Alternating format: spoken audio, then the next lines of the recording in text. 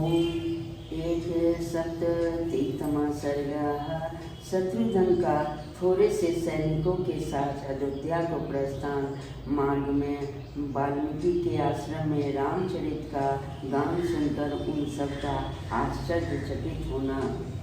तदंतर 12वें वर्ष में थोड़े से सेवकों और सैनिकों को साथ ले शत्रुघ्न ने श्री राम पालित अयोध्या को जाने का विचार किया। अतः अपने मुख्य मंत्रियों तथा सेनापतियों को लौटाकर पुरी की रक्षा के लिए वहीं छोड़कर वे अच्छे घोड़े वाले 100 रथ साथ ले अयोध्या की ओर चल पड़े। महायशस्वी रघुकुल नंदन शत्रुघ्न यात्रा करने के पश्चात मार्ग में 7-8 परिगणित स्थानों पर पड़ाव डालते हुए वाल्मीकि मुनि के आश्रम पर जा पहुँचे और रात में वहीं ठहरे। उन पुरुष प्रवर रघुवीर ने वाल्मीकि जी के चरणों में प्रणाम करके उनके हाथ से पात्र और आरती आदि आतिथ्य सत्कार की सामग्री ग्रहण की। वहाँ महर्षि वाल्मीकि ने महात्मा शत्रुघ्न को सुनाने के लिए भांति भांति की सहस्रों सुमधुर कथाएं कही। फिर वे लवन वध के विषय में बोले। लवणासुर को मारकर तुमने अत्यंत दुष्कर कर्म किया है।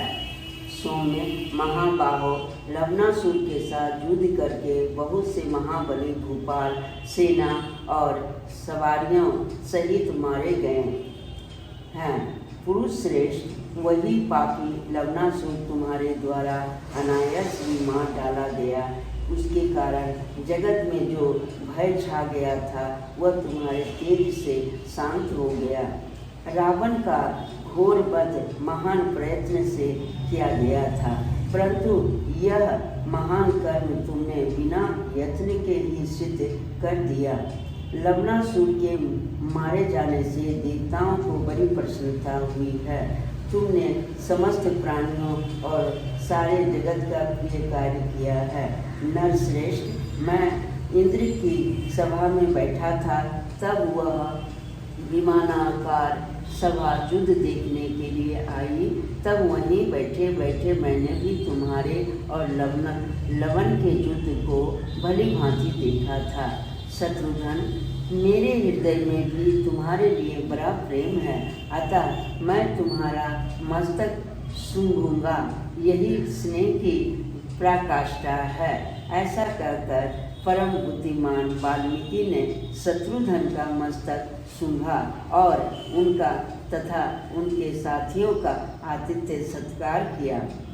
नरश्रेष्ठ, शत्रुघ्न ने भोजन किया और उस समय श्री रामचंद्र जी के चरित्र का क्रमशः वर्णन सुना, जो गीत की मधुरता के कारण बड़ा ही प्रिय एवं उत्तम जान पड़ता था।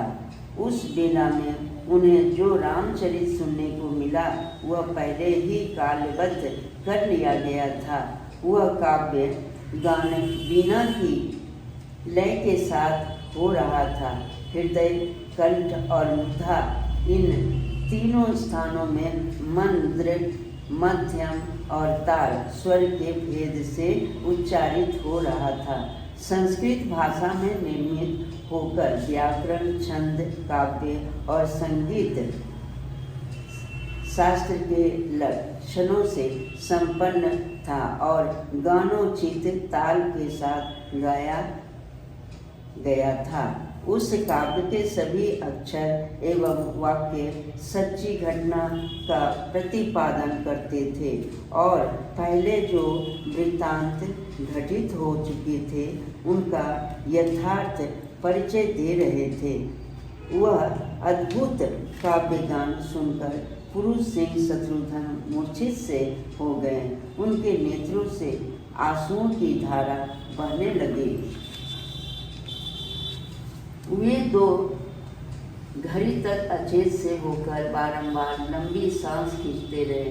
उस गान में उन्होंने बीती हुई बातों को वर्तमान की भांति सुना।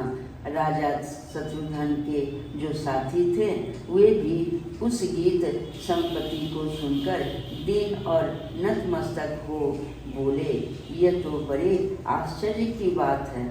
शत्रुघ्न के जो सैनिक वहाँ मौजूद थे वे परस्पर कहने लगे, यह क्या बात है, हम लोग कहाँ हैं? यह कोई स्वप्न तो नहीं देख रहे हैं? जिन बातों को हम पहले देख चुके हैं उन्हीं को इस आश्रम पर जो कि तो सुन रहे हैं। क्या इस उत्तम गीत बंद को हम लोग स्वप्न में सुन रहे हैं? फिर अत्यंत विस्मय पढ़कर वे शत्रुघ्न से बोले, नरश्रेष्ठ, आप इस विषय में मुनिवर वाल्मीकि जी से भली भांति पूछें। शत्रुघ्न ने कौतूहल में भरे हुए उन सब सैनिकों से कहा, मुनि के इस आश्रम में ऐसा अनेक आश्चर्यजनक घटनाएं होती रहती है, उनके विषय में उनसे कुछ पूछताछ करना हमारे लिए उचित नहीं है। कौतूहल बस महामुनि वाल्मीकि से इस बातों के विषय में जानना या पूछना उचित न होगा। अपने सैनिकों से ऐसा कहकर रघुकुल नंदन शत्रुघ्न महर्षि को प्रणाम करके अपने खेमे में चले गए। इतिहास श्रीमद् रामायण वाल्मीकि आदि काव्य उत्तराखंडे 187 सर्ग। इस प्रकार वाल्मीकि निर्मित आर्ष रामायण आदि काव्य के उत्तरकांड में 71वां सर्ग पूरा